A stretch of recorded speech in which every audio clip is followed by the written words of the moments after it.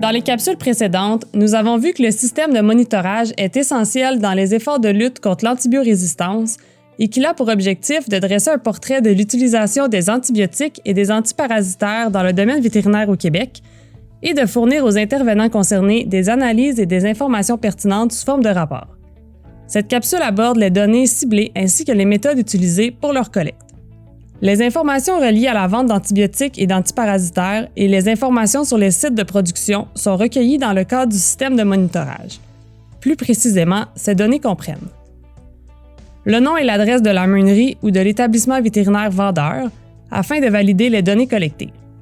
Le nom et le numéro de permis d'exercice du médecin vétérinaire prescripteur pour générer un rapport individuel, confidentiel, regroupant les prescriptions d'un même praticien.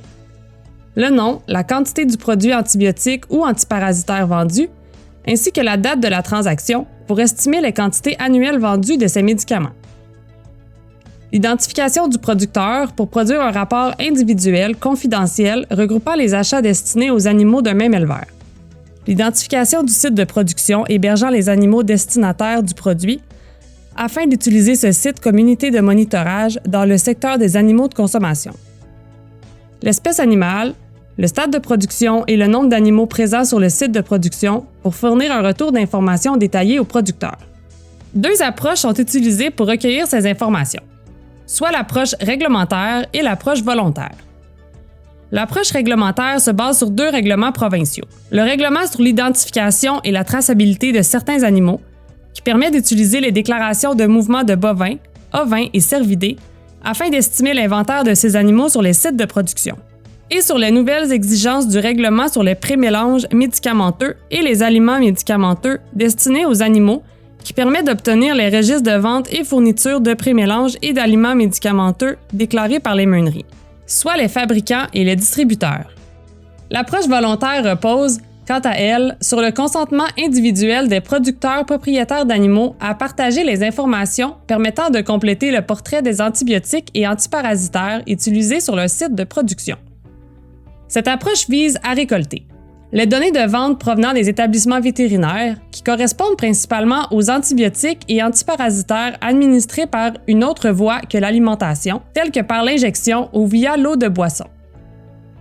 Et les informations sur les sites de production détenus par les associations d'éleveurs pour les espèces non couvertes par la réglementation provinciale sur la traçabilité. Cela inclut les informations sur les propriétaires d'animaux, ainsi que le nombre et le type d'animaux hébergés sur les sites. Étant donné qu'il s'agit d'une approche volontaire, il est indispensable que le producteur propriétaire des animaux donne son consentement pour qu'un établissement vétérinaire ou une association d'éleveurs puisse transmettre les données de monitorage. En conclusion, le système de monitorage offre aux producteurs une solution fiable et pratique pour suivre l'utilisation d'antibiotiques et d'antiparasitaires sur leur site de production. De plus, il génère des rapports précis, détaillés et confidentiels par site de production qui permettent aux producteurs de se comparer aux autres sites similaires. En alliant des approches réglementaires et volontaires, ce système recueille directement les données auprès des intervenants. Les producteurs n'ont donc pas à transmettre ces données. À terme, le système de monitorage sera un outil incontournable pour orienter les producteurs vers des pratiques d'élevage durables qui préservent la santé de leurs animaux ainsi que celle des personnes qui veillent sur eux, tout en limitant la résistance bactérienne et parasitaire.